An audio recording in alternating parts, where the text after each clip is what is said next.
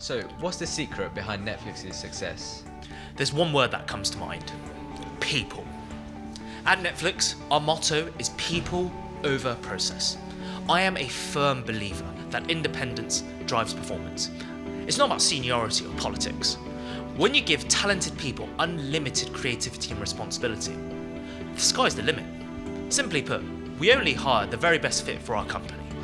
I'd honestly call this the online entertainment Olympics. We're only here to win gold medals.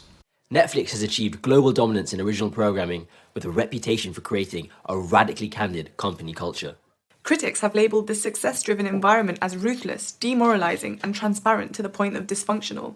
Supporters have said that this approach is highly effective, emphasising key values such as integrity, passion and curiosity. So, let's dive deeper into how Netflix's culture arose and the widespread impact it has had globally, from being flagged as a way forward to the scrutiny it has faced when it's been taken too far.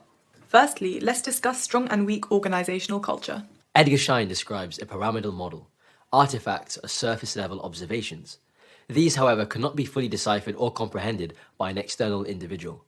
Artifacts are the results of espoused values, which are mutually held beliefs built upon underlying assumptions, which are unconsciously accepted and inform the behaviours and actions of the workers. Strong cultures form when the values and beliefs of a company are widely shared and deeply entrenched, driving the performance of its employees. Conversely, in a weak culture, individualistic behaviours are seen with inconsistent values held. It is clear that Netflix has a strong culture, utilising the matrix of cultural strength and the case study of the fired employees. A. Violation of the values held at Netflix were responded to with swift and significant actions. B. Firing the employees was consistent with the high turnover ethos at Netflix. Radical policies do not allow the culture to be diluted, speaking to Netflix's cultural strength.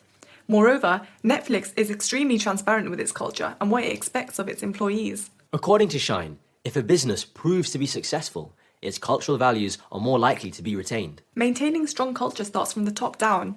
Effective leaders are role models, with their behaviours translating into group values and eventually group norms. The ASA model reinforces how companies like Netflix sustain their cultural homogeneity by seeking out well-aligned individuals who are compatible with their environment through a publicised cultural philosophy. The grueling Netflix application process provides an emphasis on cultural congruence with personality questionnaires and multiple rounds of interviews. Those who survive the application process, despite incompatible values, are then excluded through attrition. They either leave naturally or are terminated via the use of formalities such as the keeper test. However, the vigorous enforcement of Netflix's strong culture has resulted in a pressurised environment. Research has highlighted the impact of high staff turnover rates on co-workers, resulting in a lack of psychological safety and increased feelings of survival anxiety. Additionally, it has been shown to reduce staff performance due to damaging staff morale and creating gaps in social groupings. Incongruent senior management may propagate a lack of shared direction, allowing deviant behaviour to arise. If not identified early, deviants will inevitably breed subcultures of misaligned individuals who will resist Netflix's espoused values. Internationally, the culture of radical candour has faced resistance in countries like Singapore and the Netherlands, where firing staff is taken more heavily. Literature suggests national culture has a greater influence on employees than organisational culture. So how will Netflix modify its policies to consider foreign cultural contexts and laws? Failure to integrate will lead to a culture clash, limiting the magnitude of global expansion and performance. Netflix's extremely selective hiring process also risks losing out on highly skilled but culturally incompatible individuals, thus reducing innovation and creativity. Although Netflix's socialization process is impressive, their annual stop-start-continue feedback system is lacking. For new employees to assimilate, this feedback should be more frequent.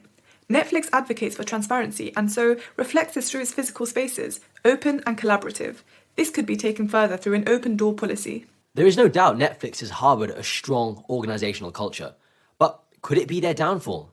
Netflix may consider re-evaluating their uncompromising culture, particularly when thinking about globalisation.